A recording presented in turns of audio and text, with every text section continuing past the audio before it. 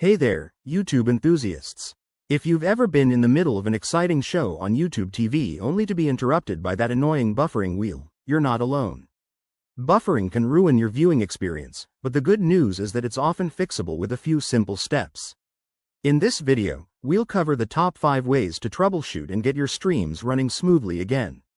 Let's dive right in. First, start with the basics. Check your internet connection. Buffering is usually caused by slow or unstable Wi-Fi. Use a speed test app to ensure your connection is at least 10 to 15 megabits per second for HD streaming. If it's lagging, restart your router or move closer to it for a stronger signal. Step 2. Give your device a fresh start.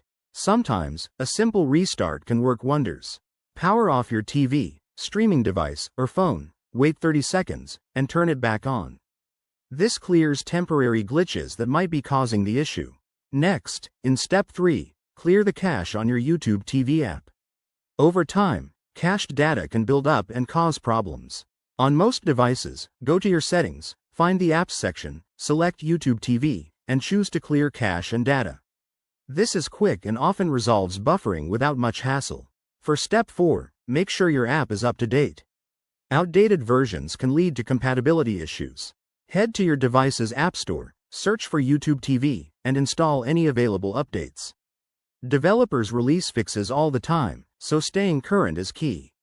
Finally, in Step 5, consider external factors. If buffering persists, try switching to a wired Ethernet connection instead of Wi-Fi for more stability, or test on a different device to rule out hardware problems. If nothing works, check YouTube's Help Center for any ongoing service issues or contact their support team. There you have it, 5 straightforward ways to tackle buffering on YouTube TV. Give these tips a try, and you'll be back to binge watching in no time. If you found this helpful, hit that like button, subscribe for more tech fixes, and drop a comment below with your experiences. Thanks for watching, and happy streaming.